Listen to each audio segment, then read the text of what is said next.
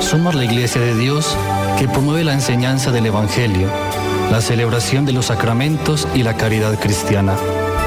Vivamos este día con alegría y esperanza espiritual desde su programa La Parroquia, un camino de evangelización. Sean todos bienvenidos. Yo sin duda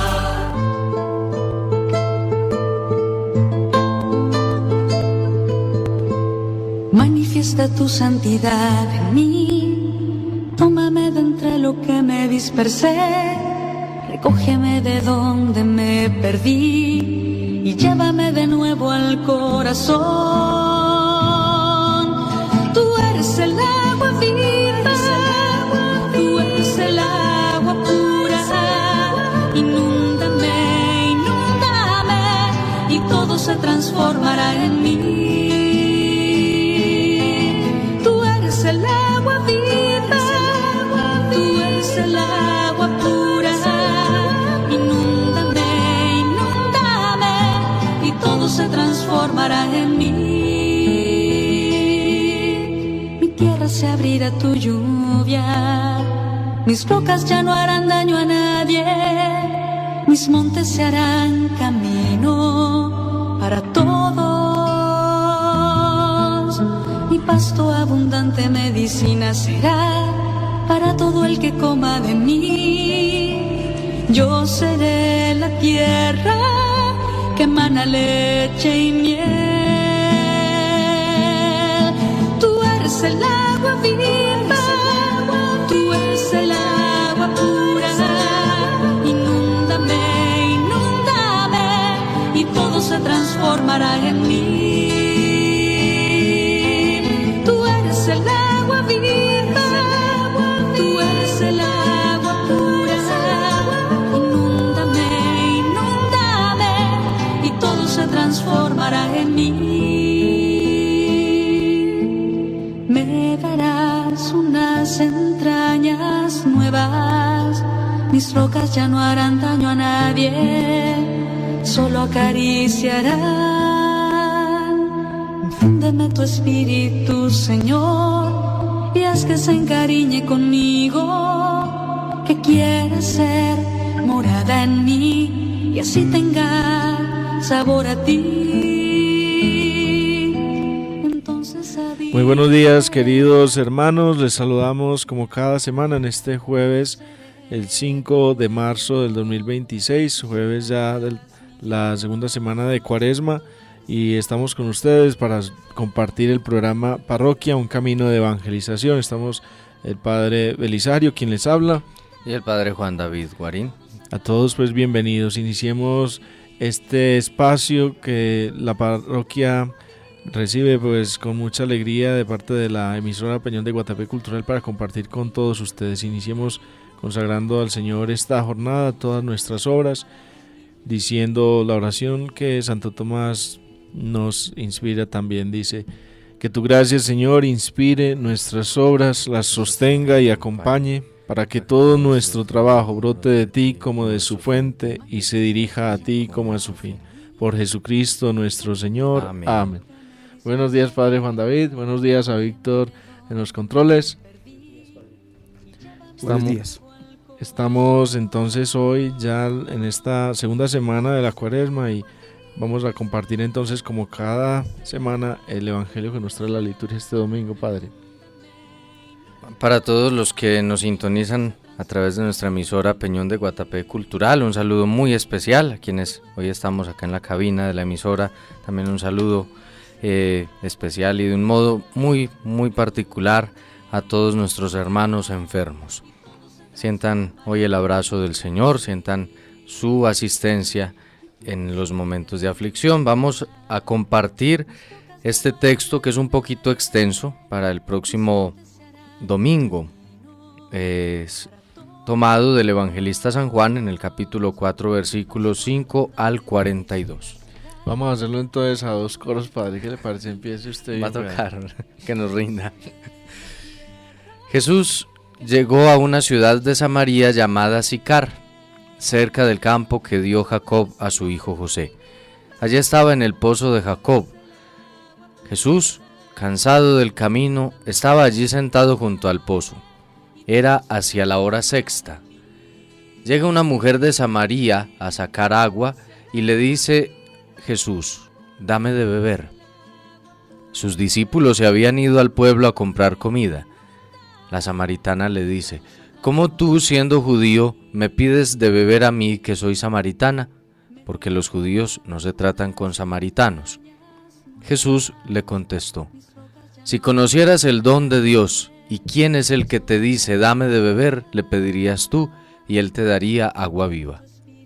La mujer le dice: Señor, si no tienes balde y el pozo es hondo, ¿de dónde sacas el agua viva? ¿Eres tú más que nuestro padre Jacob, que nos dio este pozo, y de él bebieron él y sus hijos y sus ganados? Jesús le contestó: El que bebe de esta agua vuelve a tener sed, pero el que beba del agua que yo le daré nunca más tendrá sed. El agua que yo le daré se convertirá dentro de él en un surtidor de agua que salta hasta la vida eterna. La mujer le dice: Señor, dame esa agua, así no tendré más sed, ni tendré que venir aquí a sacarla. Él le dice: Anda, llama a tu marido y vuelve. La mujer le contesta: No tengo marido. Jesús le dice: Tienes razón, que no tienes marido, has tenido ya 5, y el de ahora no es tu marido. En eso has dicho la verdad. La mujer le dice: Señor, veo que tú eres un profeta. Nuestros padres dieron culto en este monte, y ustedes dicen que el sitio donde se debe dar culto está en Jerusalén. Jesús le dice: Créeme, mujer, se acerca la hora en que ni en este monte ni en Jerusalén adorarán al Padre. Ustedes adoran a uno que no conocen, nosotros adoramos a uno que conocemos, porque la salvación viene de los judíos. Pero se acerca la hora, ya está aquí, en que los verdaderos adoradores adorarán al Padre en espíritu y verdad, porque el Padre desea que lo adoren así. Dios es espíritu, y los que lo adoran deben hacerlo en espíritu y verdad. La mujer le dice: Sé que va a venir el Mesías, el Cristo. Cuando venga, Él nos lo dirá todo. Jesús le dice: Soy yo, el que habla contigo. En esto llegaron sus discípulos y se extrañaban de que estuviera hablando con una mujer, aunque ninguno le dijo: ¿Qué le preguntas o de qué hablas? La mujer entonces dejó su cántaro, se fue al pueblo y dijo a la gente: Vengan a ver a un hombre que me ha dicho todo lo que he hecho. ¿Será este el Mesías? Salieron del pueblo y se pusieron en camino a donde estaba él. Mientras tanto, sus discípulos le insistían: Maestro, come. Él les dijo: Yo tengo un alimento que ustedes no conocen. Los discípulos comentaban entre ellos: ¿Le habrá traído a alguien de comer? Jesús les dice: Mi alimento es hacer la voluntad del que me envió y llevar a término su obra. ¿No dicen ustedes que falta todavía 4 meses para la cosecha? Yo les digo esto: levanten los ojos y contemplen los campos, que están ya dorados para la siega. El segador ya está recibiendo salario y almacenando fruto para la vida eterna. Y así se alegran lo mismo sembrador y segador. Con todo, tiene razón el proverbio: uno siembra y otro ciega. Yo los envié a segar lo que no han trabajado. Otros trabajaron, y ustedes entraron en el fruto de su trabajo. En aquel pueblo muchos samaritanos creyeron en él por el testimonio que había dado la mujer. Me ha dicho todo lo que he hecho. Así, cuando llegaron a verlo, los samaritanos le rogaban que se quedara con ellos. Y se quedó allí 2 días. Todavía creyeron muchos más por su predicación, y decían a la mujer: Ya no creemos por lo que tú dices, nosotros mismos lo hemos oído y sabemos que Él es de verdad el Salvador del mundo. Palabra del Señor. Gloria a ti, Señor Jesús. Bueno, Padre Juan David, tenemos pues este texto que es bastante extenso y que ojalá pues lo aprovecháramos para hacer una meditación también nosotros profunda. Hoy tenemos poco tiempo, pero empezamos diciendo que este texto lo leemos en Cuaresma porque, como escuchamos, el tema es el agua de la vida que Jesús viene a traer, el agua que es también fuente de vida y que no se agota. El diálogo gira en torno pues a este tema porque, como sabemos, la Cuaresma ha sido desde la antigüedad un tiempo de preparación para el bautismo que se celebra de manera solemne y con un simbolismo especial durante la Pascua, porque el bautismo justamente es eso, participar de la pasión, muerte y resurrección, de la Pascua del Señor, pasar de la vida de pecado a la vida nueva en el Espíritu. Así es, Padre. Entonces, en ese contexto del uso litúrgico de este texto del Evangelio, vale la pena también pensar cómo nosotros como bautizados podemos revitalizar nuestro bautismo a la luz de este texto del Evangelio. Vemos a un pueblo, el pueblo de los samaritanos, en contra de los judíos. Eran dos pueblos que no se la llevaban, dice el mismo texto, y que Jesús llega a reconciliarlos y llega, digamos, a hacer que estos dos pueblos entiendan cómo la salvación está en la persona propiamente de él. De hecho, dice el texto al final, los samaritanos se convencen de que él es el Salvador del mundo. Es un reflejo de lo que pasaba en la iglesia primitiva, en los primeros años de la iglesia, cómo este pueblo que se había considerado al margen de la salvación por Cristo, por creer en Cristo, por aceptar que su historia puede ser transformada por él, entonces llegan a convencerse de la salvación. También, entre líneas, nos deja ver que todo hombre y mujer sediento de verdad, sediento de su propia verdad, puede llegar a contemplar en Cristo con toda bondad, con toda transparencia, lo que en realidad es.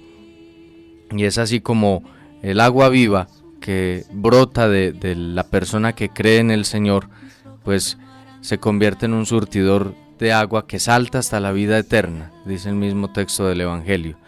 Esta mujer empieza a dialogar con el Señor, no se cierra a la posibilidad de una novedad de vida en Cristo. También nosotros deberíamos pensar en ese diálogo con Cristo el Señor. Él conoce nuestra más profunda verdad, por más que nos avergüence. Por eso el mismo Señor le dice a esta mujer su realidad, por ejemplo, sobre la vida marital. A ver, es que usted no, claro está que no tiene marido porque con el que está ahora tampoco es su marido, ha tenido 5.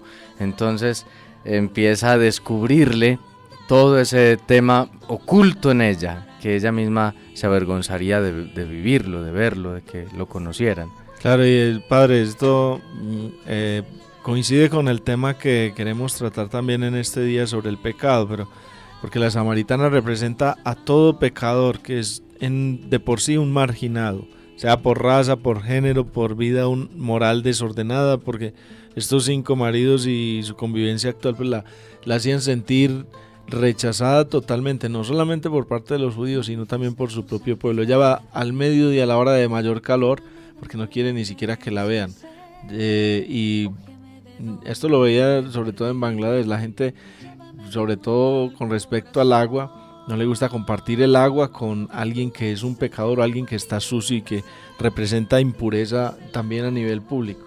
Recuerdo también que alguno de nuestros catequistas contaba que cuando él se hizo cristiano, sus compañeros, sus vecinos, toda la aldea no le permitía ya tomar agua del pozo, que era el único que tenían ahí. A él le tocaba ir hasta otra parte para poder tener agua.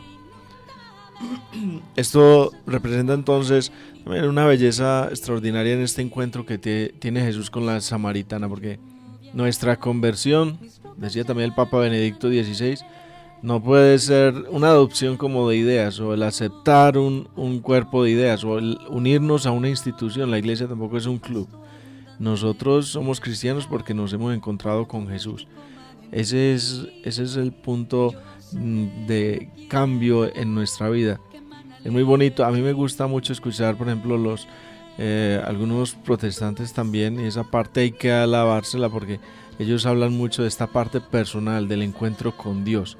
Nosotros a veces, como hemos heredado la fe, descuidamos esto y pensamos que vivir de acuerdo a unas normas o cumplir unos ritos basta. No, nuestra fe, nuestra espiritualidad debe brotar de este encuentro personal con Jesús. Busquémoslo en la palabra, busquémoslo también en la iglesia, en los sacramentos, en la oración, porque ese encuentro personal con Él nos va a llevar definitivamente, y eso sigue sucediendo día a día porque son muchos los protestantes también que a la larga terminan regresando a su casa, a la iglesia católica, porque saben que es allí donde está el Señor. Yo contaba el pasado sábado que estuve en una fundación, visitando una fundación que se llama Ciudad Refugio en Medellín, en Manrique, y me impactó mucho porque iba con un grupo de americanos que estaban visitando aquí la ciudad. Entonces la que nos hizo el tour por la fundación hablaba inglés, entonces nos compartía pues todo el espacio, todos los espacios, todos los temas, y bueno, en algún momento, pasando de un espacio a otro, le pregunta: pero ¿usted hace cuánto que trabaja aquí? ¿Cómo llegó? ¿Cómo encontró a Dios? Porque es una ciudad para drogadictos, para personas de calle con muchas dificultades. Entonces ella me dijo, bueno, y es protestante, perdón, la institución fue fundada por un pastor protestante de las Asambleas de Dios en Medellín. Entonces ella me dijo: yo estoy ya hace aquí un año, pero yo encontré a Dios en la iglesia católica. Dios está en la iglesia católica. Me dijo así. Pero yo soy feliz aquí. Me pareció muy, muy llamativo porque es como cuando uno entra. Yo he hecho ya la experiencia en una mezquita o en una sinagoga o en cualquier otro tipo de templo. Uno siente que entra eso en un lugar vacío, solo, solitario, pues lo que experimenta es eso, vacío, tal vez silencio, tal vez haya paz por esta parte, pero es distinto cuando se entra a una iglesia donde está el sagrario, donde está la Eucaristía, porque uno siente también el calor, el fuego de la presencia de Dios también en este lugar. Entonces ojalá cada uno, nosotros como católicos, también lleguemos a hablar de nuestra experiencia de Dios de un modo personal. Yo encontré al Señor y los amo porque he experimentado su amor de una manera única y particular. Efectivamente, Padre, es el amor que se hace presencia y es lo que descubre esta mujer en este encuentro. Es sentirse tal vez rescatada de una marginación, encarada, sí, porque fue confrontada por el mismo Señor en su realidad, pero en medio de esa confrontación también ella descubre la posibilidad de salvación y se descubre en ella esa sed. En el fondo, esta mujer tiene sed no solo del agua física, tiene sed de algo más, una sed más profunda. Ese tema de la sed también, o el hambre espiritual, sí, es un tema muy importante durante este tiempo de la Cuaresma, porque nuestra sed, nuestro deseo de Dios no va a ser colmado por ninguna cosa. Leía por ahí alguna frase de un artista famoso, lo conocemos todos tal vez, es Jim Carrey, el humorista americano, y él decía: ojalá toda persona tuviera la oportunidad de hacerse famosa, de ganar millones, de ser multimillonario, para que se diera cuenta que en esas cosas no está la felicidad. La felicidad está en algo distinto, porque brota desde lo interior, como dice el mismo Señor, ¿no? Desde nuestros corazones va a brotar esta agua viva también, que es su presencia, su espíritu. Busquemos en Dios la plenitud. Él no nos quita nada, más bien transforma todo lo que nosotros tenemos en fuente de bendición para todos los que nos rodean. Vamos entonces redondeando el tema, pues sería muy amplio si fuésemos a comentar cada una de las frases, porque cada una de ellas tiene una carga pues impresionante, pues no alcanzaría esta mañana. De todas maneras, los invitamos, si alguno quiere hacer un comentario o alguna pregunta en particular sobre una parte de este texto, pues es bienvenido a hacernos llegar su mensaje de voz o su mensaje de texto al número de la emisora. Vamos entonces a proseguir para poder continuar nuestro tema de este día sobre el pecado y su incidencia pues en nuestra vida. Tú eres el agua pura, inúndame, y todo se transformará en mí.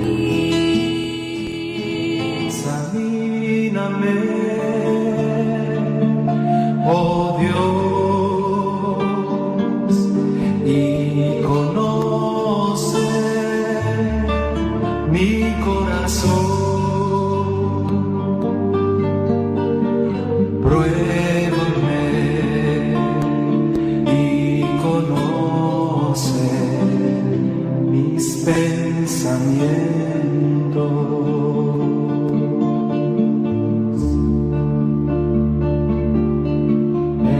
Examíname, oh Dios, y conoce mi corazón. Pruébame y conoce mis pensamientos.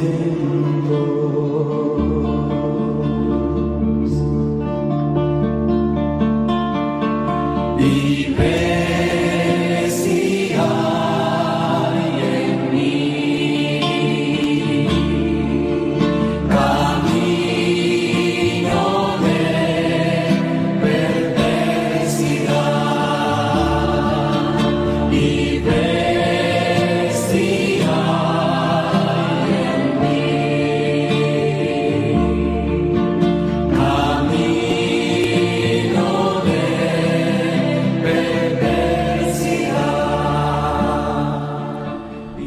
Bueno, como habíamos ya comentado en la última emisión de nuestro programa, habíamos hablado del pecado, de lo que es el pecado. Habíamos definido el pecado pues a la luz de la palabra de Dios y también del catecismo de la Iglesia Católica. Sabemos pues que sobre todo, bueno, en este tiempo, Padre Juan David, hablar del pecado como que chocan los oídos de mucho, porque decía ya el Papa, el pecado de este siglo es la pérdida de la conciencia del pecado, porque es que la gente ya no tiene conciencia de pecado, dicen, pecado es lo que no se hace. ¿Está usted de acuerdo con esa expresión? No del todo.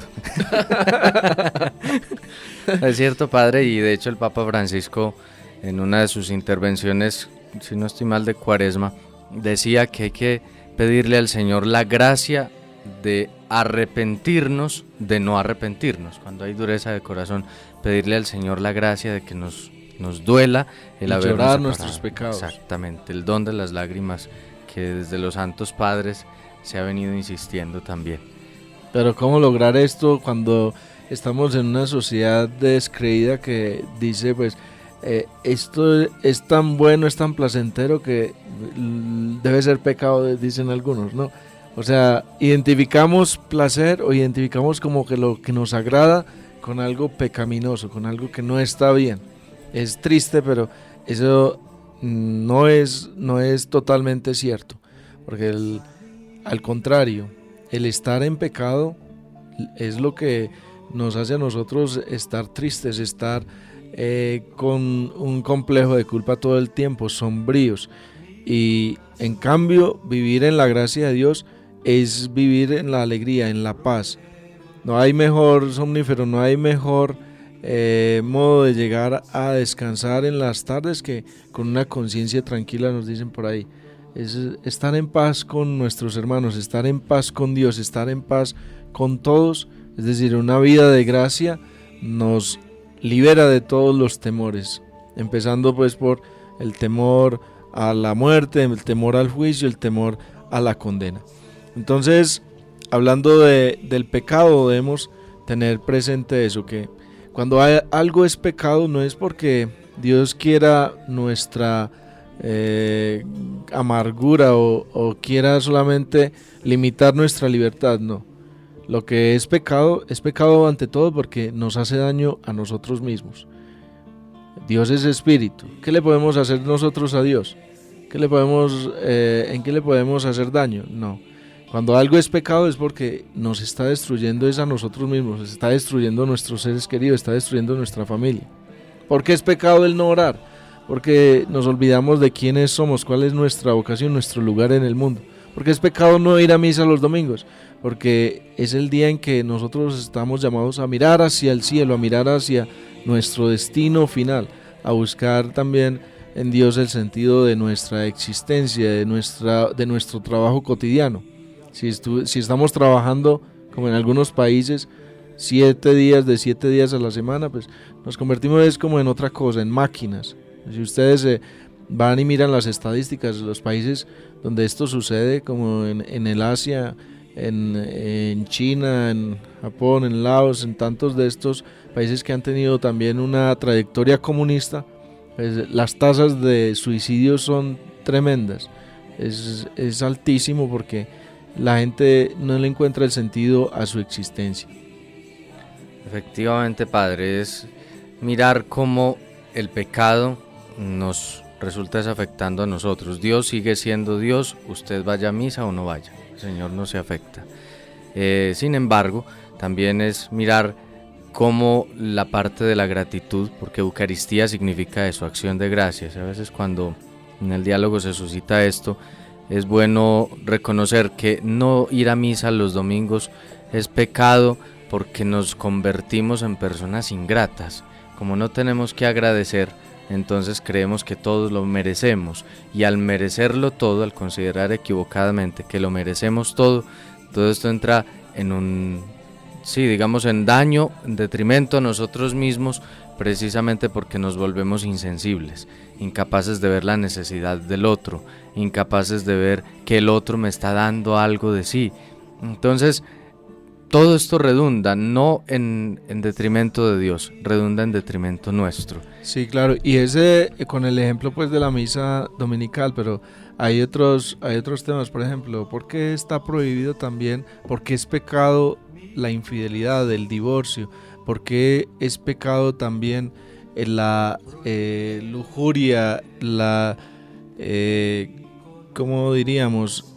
La promiscuidad sexual? Pues, porque eso también tiene consecuencias psicológicas, naturales, en todo tipo de situaciones. Por ejemplo, en el África, los países donde hay más promiscuidad es también donde hay una epidemia impresionante de enfermedades de transmisión sexual. Hay bebés que ya desde el vientre vienen con el SIDA. Y entonces, ¿es un castigo de Dios? No es un castigo de Dios, es la consecuencia de las malas decisiones, ¿sí? de este tipo de prácticas que van contra la naturaleza humana, van contra nuestro mismo ser, primero de ser humanos, porque es que no se trata aquí solamente de un tema religioso. La ley del Señor, los 10 mandamientos, podrían pasar tranquilamente como si fuesen ley natural. Si los descubriríamos también a la luz del uso solamente de nuestra razón. Dios nos los ha revelado, nos los ha dado a través de Moisés, pero en ellos solo encontramos reglas que a nosotros nos ayudan como a movernos por la vida, por el mundo, de una manera que podamos vivir en armonía todos. Además, claro está, miremos los efectos que tiene, o bien el pecado dentro del relacionarnos humanamente hablando, o bien también de la gracia. Cuando nosotros vivimos en paz, vivimos en gracia, ¿cuántos conflictos se menguarían si nosotros aprendiéramos a vivir estos 10 mandamientos, por ejemplo? ¿Cuántos problemas en el hogar se evitarían si nosotros viviéramos los 10 mandamientos? ¿Cuánto ganaría un negocio si se viviera los 10 mandamientos? Entonces, esta es una incidencia que tiene o bien la vida de gracia o bien la vida de pecado, sino que hemos ido normalizando el pecado porque todo el mundo lo comete.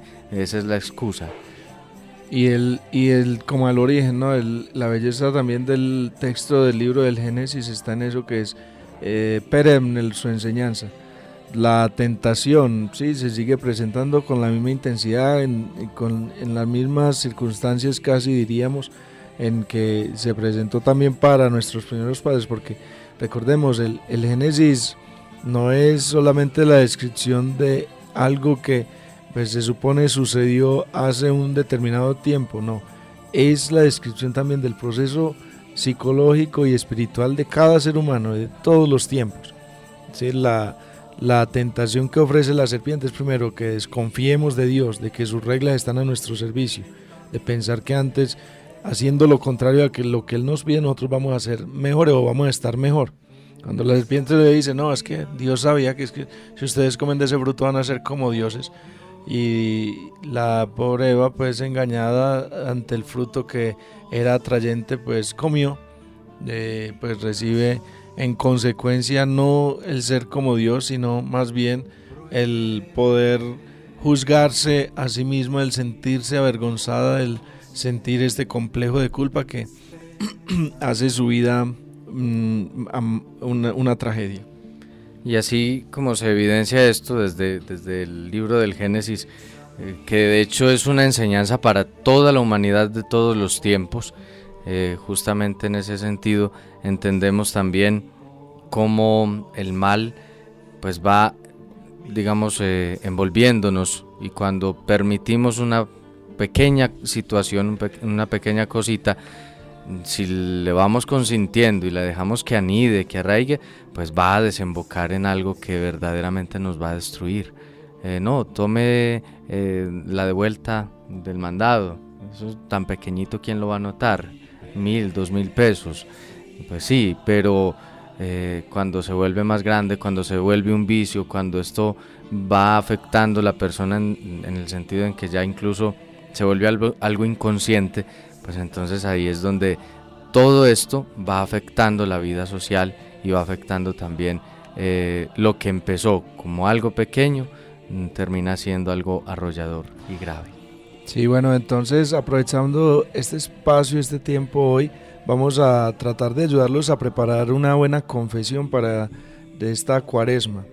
Ya conocemos seguramente los pasos para una buena confesión, los vamos a meditar después a la luz del texto de la parábola del hijo pródigo. Hoy vamos a hablar sobre todo de los tipos principales del pecado, el pecado mortal, el pecado venial, que son un tema muy importante. Hace poquito una señora, pues escuchando este programa, pues vino preocupada a preguntarme, bueno, parece que yo nunca me he confesado bien.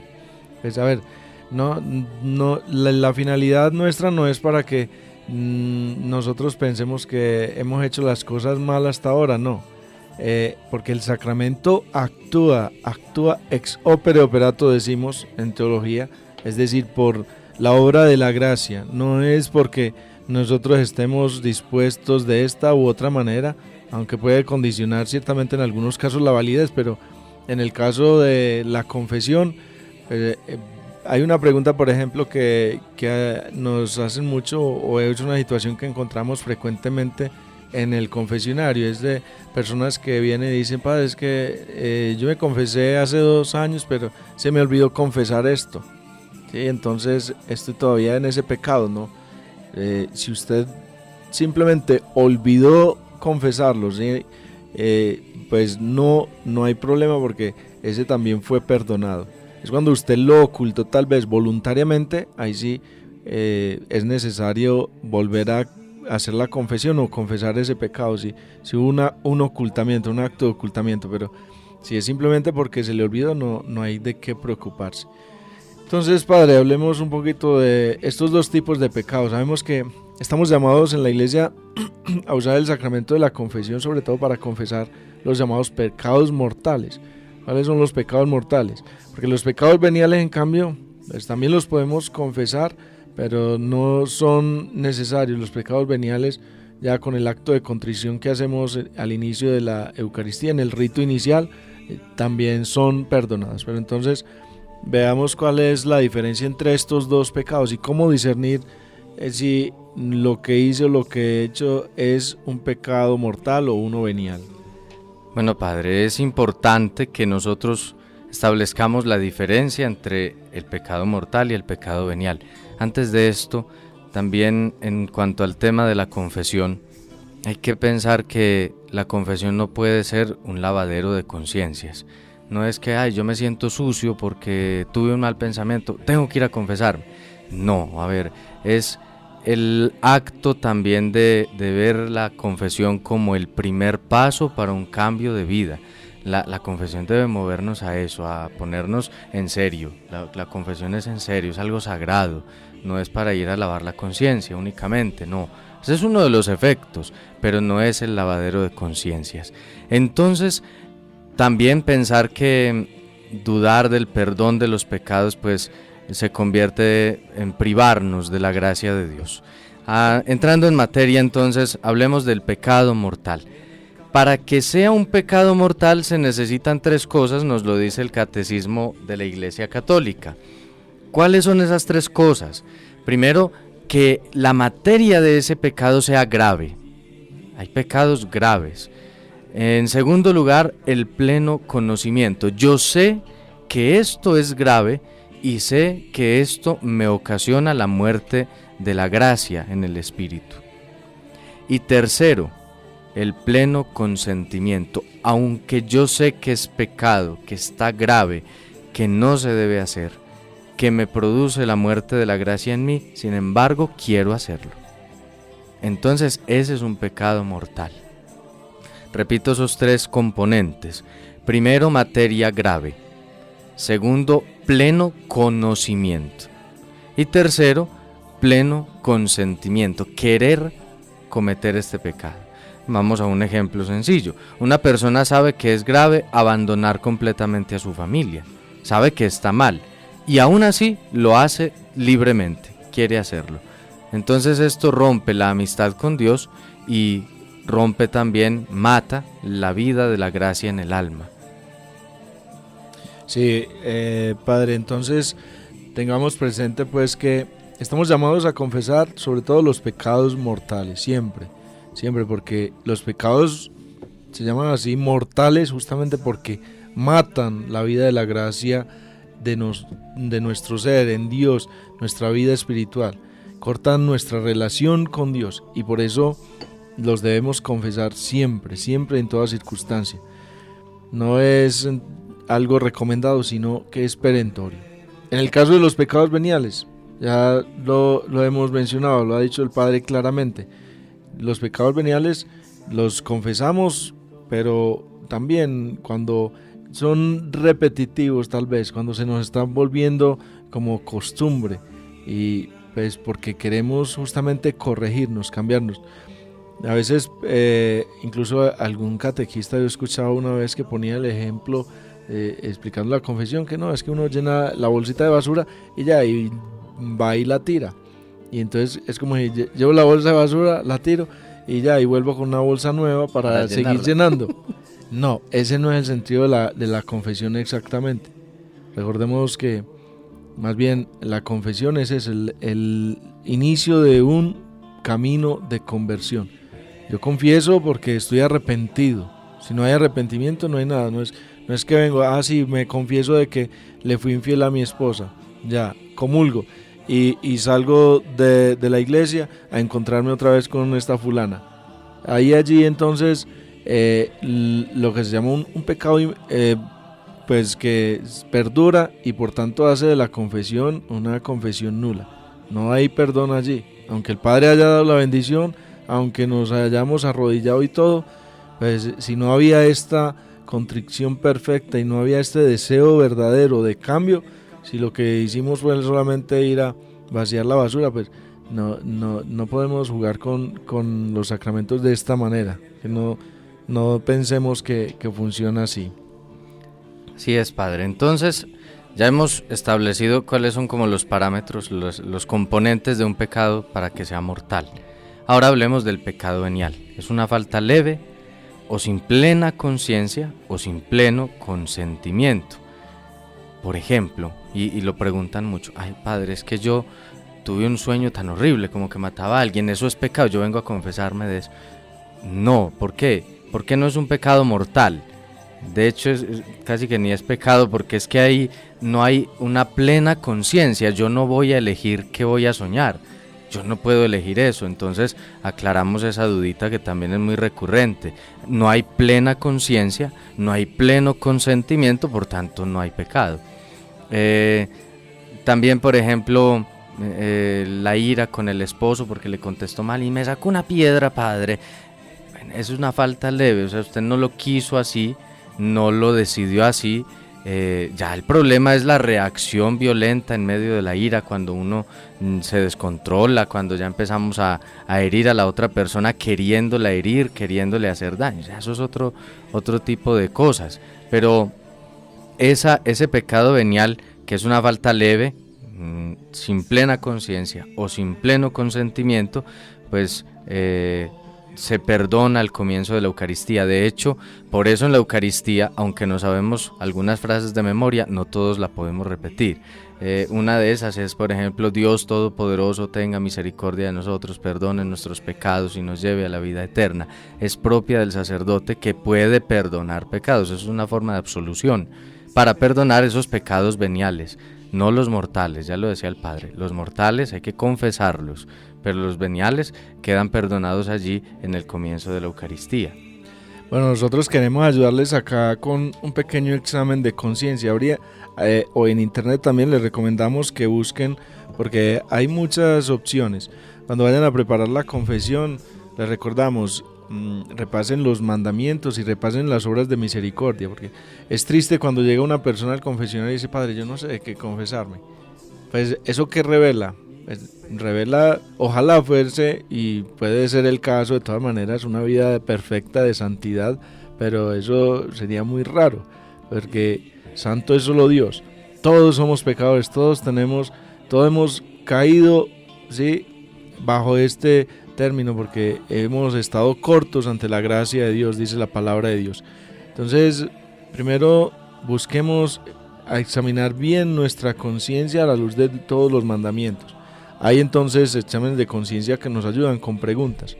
Vamos a empezar, por ejemplo, los primeros 3 mandamientos se refieren a Dios, al amor a Dios, y ya después del 4º hasta el 10º, el amor al prójimo. En cuanto al amor de Dios, ¿amo verdaderamente a Dios o lo dejo en segundo lugar en mi vida? ¿Dedico tiempo a la oración diaria o paso días sin hablar con Dios? ¿He dudado voluntariamente de mi fe o me he avergonzado de manifestarla? ¿He recurrido a supersticiones, brujería, horóscopos o prácticas contrarias a la fe? ¿He usado el nombre de Dios sin respeto o en vano? ¿He participado con fe y devoción en la Santa Misa los domingos y fiestas de precepto o he faltado sin motivo grave o por pereza simplemente? También en lo que respecta al amor al prójimo, tendremos en cuenta: he tratado con respeto y amor a las personas que viven conmigo. He sido causa de discusiones, divisiones o escándalo. He guardado rencor, odio o deseos de venganza en mi corazón. He perdonado a quienes me han ofendido. He hablado mal de otros, criticando o difundiendo chismes. He mentido o he engañado a alguien. He sido responsable en mi trabajo, en mis estudios. He robado algo, aunque sea pequeño, o me he aprovechado injustamente de alguien. He pagado mis deudas o he actuado con injusticia en asuntos económicos. He sido solidario con los pobres o he sido indiferente ante el sufrimiento de otros.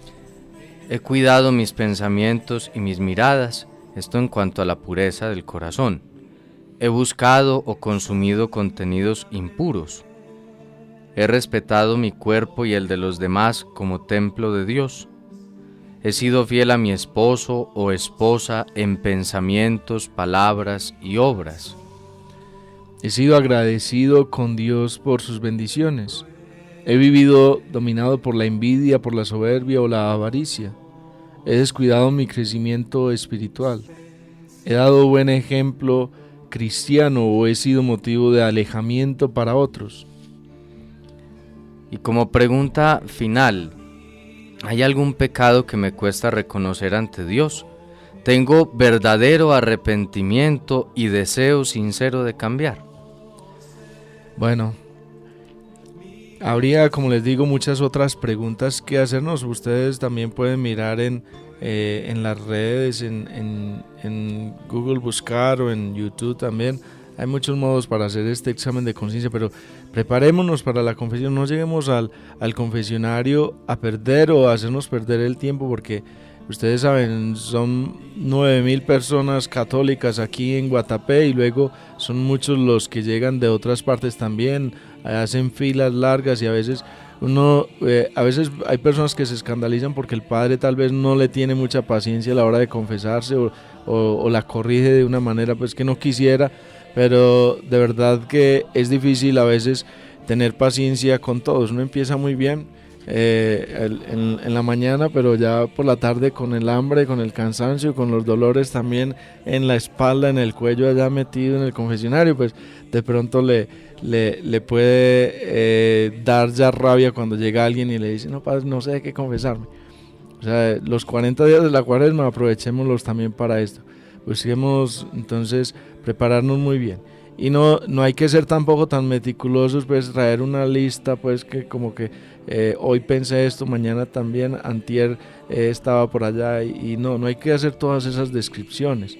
Busquemos también ser muy resumidos, que digamos lo fundamental, qué es lo que le atormenta a usted su conciencia, qué es lo que le recrimina su conciencia, y ya el sacerdote, si tiene la posibilidad de darnos algún consejo, pues, o si no, nos dará también la absolución junto con la penitencia. Aprovechemos pues la gracia del Señor que se nos da a borbotones en este tiempo y recurramos al sacramento de la confesión con un corazón pues dispuesto a la conversión. Vamos entonces a pasar, damos la bienvenida al padre Danilo Gómez, que nos saluda desde Guarne, desde Santana Guarne, y después de escuchar al padre Danilo vamos entonces a hacer los saludos y a compartir con ustedes algunas informaciones parroquiales para terminar. Muy buenos días, queridos oyentes. Saludos al padre Belisario y a todo el personal en cabina. Bienvenidos a este espacio de la santidad para todos en su programa La Parroquia Camino de Evangelización. Hoy es un día maravilloso entre el cielo y la tierra.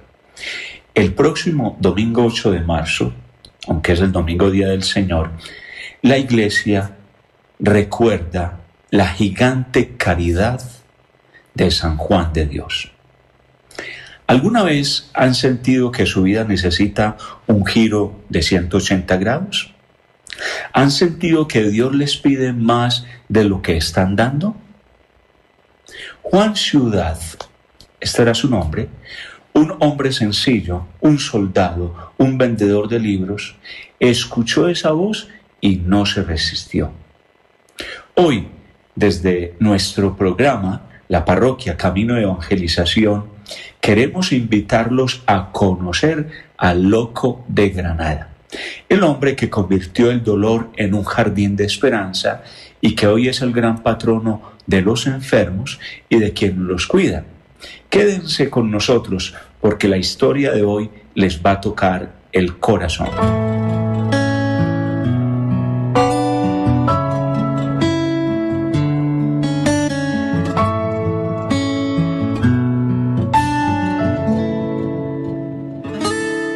Para entender a un santo hay que entender al hombre.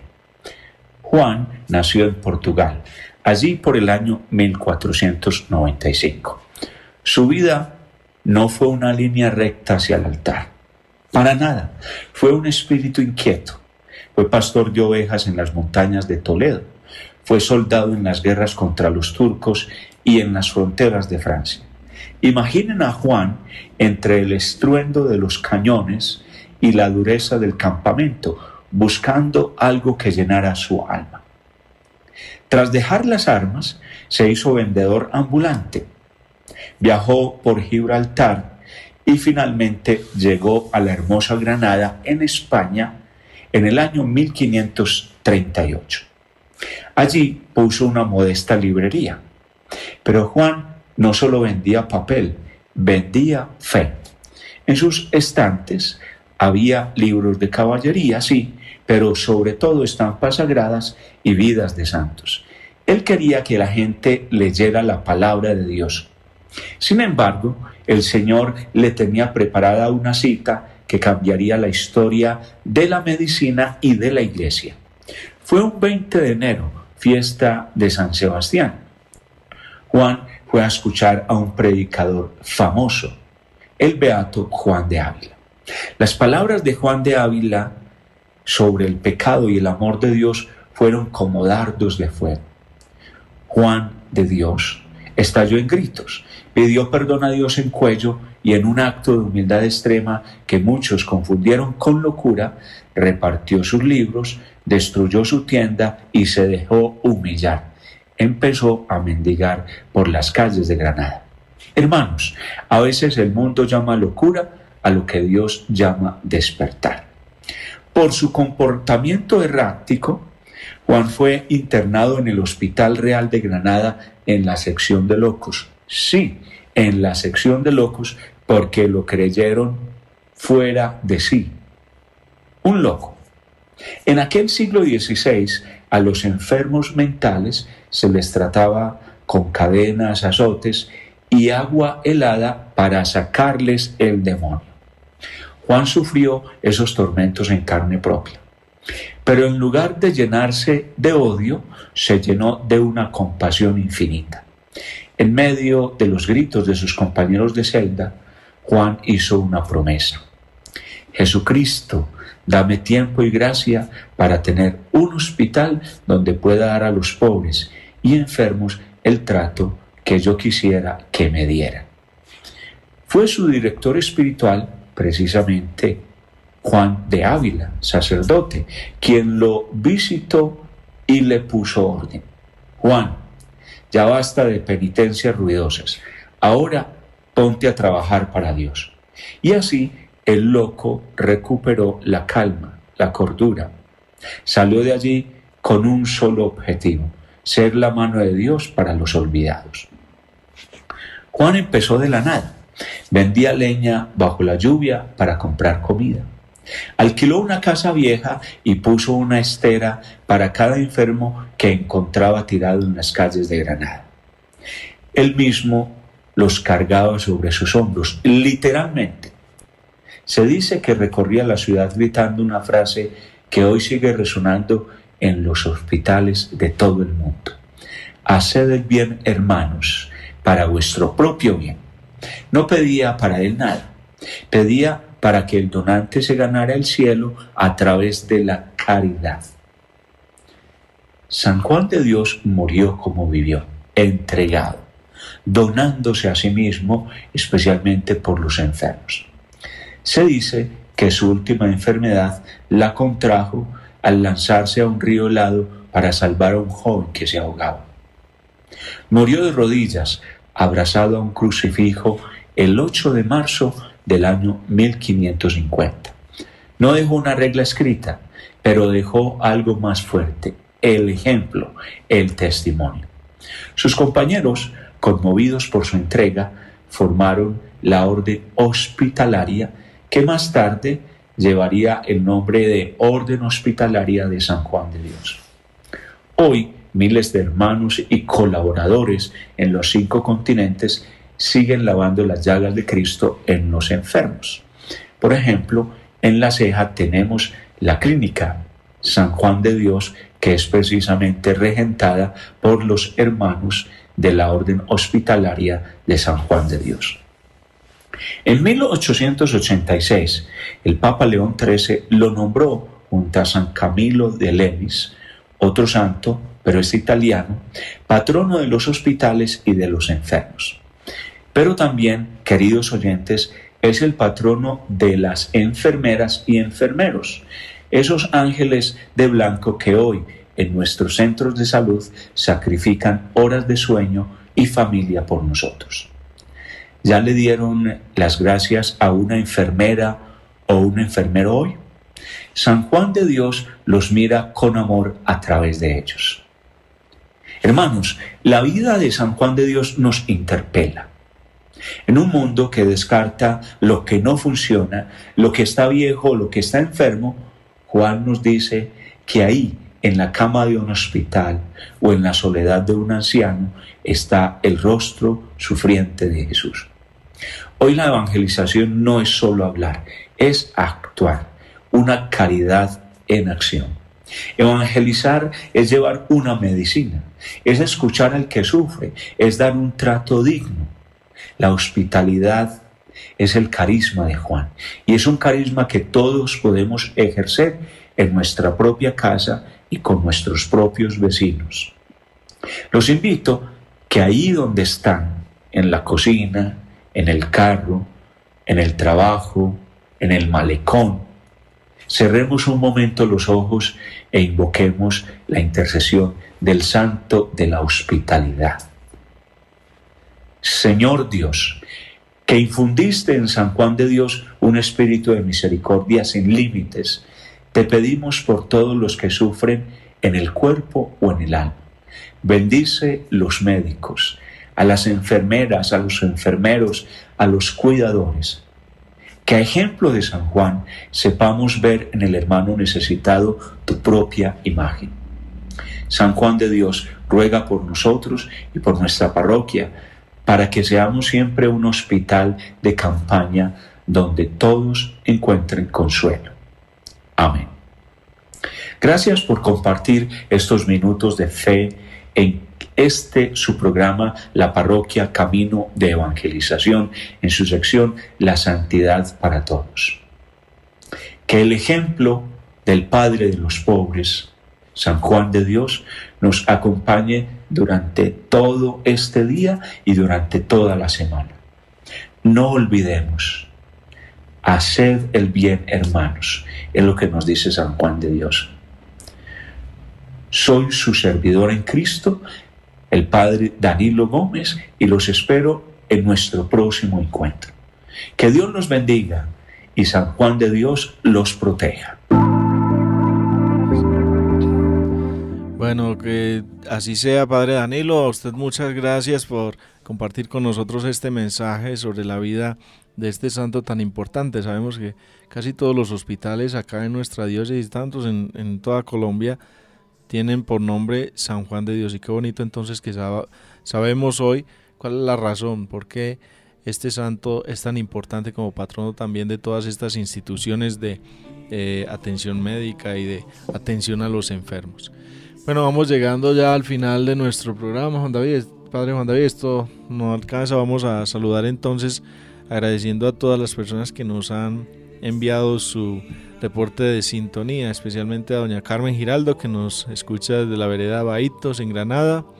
También estamos orando por el niño Mateo Alexis Vargas Urrego. Él es hijo de doña Sandra Urrego en el municipio de Alejandría. Ella nos pide oración también por su madre Estrella Franco, que está hoy de cumpleaños. Muchas gracias pues, y nos alegra saber que desde Alejandría nos escuchan. Que el Señor les siga bendiciendo y gracias por compartir en esta mañana con nosotros. Saludamos también a tantos que nos han reportado su sintonía desde el Peñol. Allá están en sus trabajos Bernabé Ciro, Alfredo Ciro, toda mi familia también. Un saludo especial. Padre Juan David, ¿no nos escuchan de Sonsón? No creo.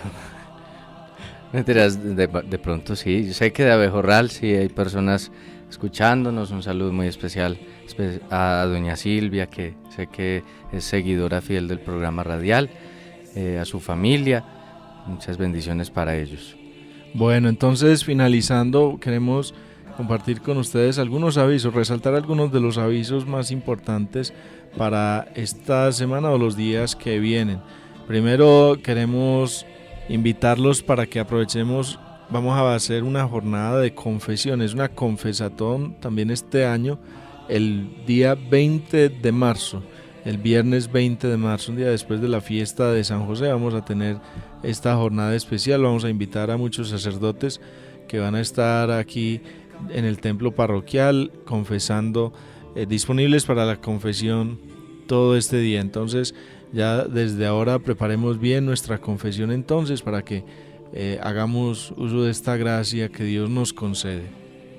También dentro de otros avisos le recordamos a la comunidad de la Vereda de los Medios, a quienes está programada la visita para el próximo martes. Aparece de hecho en la hojita parroquial. Por las cuestiones con el transporte pues no va a ser posible asistir a la Eucaristía. Entonces no se tendrá el próximo martes, aunque está en la hojita. Hagamos caso omiso de la información, porque pues vamos a, evidentemente por la cuestión de las carreteras, de las vías de acceso, pues es casi que imposible llegar hasta allí, pero entonces queda en pie la visita para el mes de mayo con la ayuda de Dios.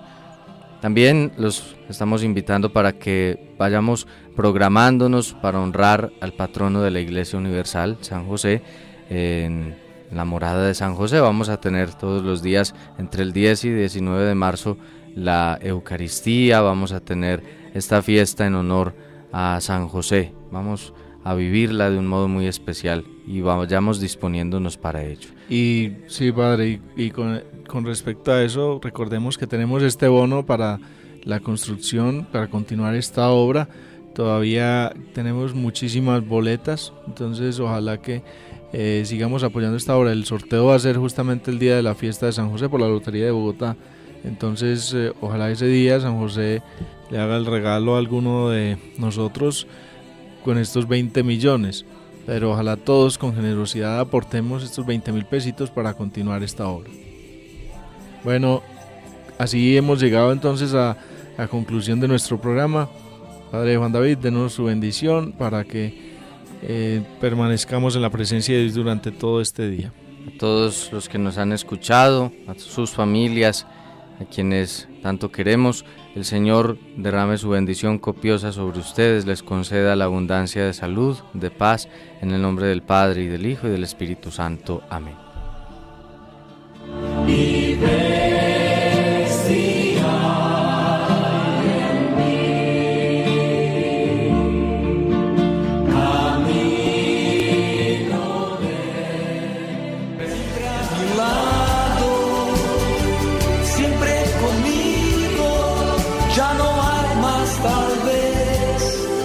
Vayan por todo el mundo y anuncien la buena nueva. Y sepan que yo estoy con ustedes hasta el fin del mundo. Hasta este momento compartimos este programa, La Parroquia, un camino de evangelización. Los esperamos el próximo jueves para que compartamos el mensaje de Dios y su incidencia en nuestras vidas. Hasta pronto. La luz de existir. La luz de mi existir, Señor. Yo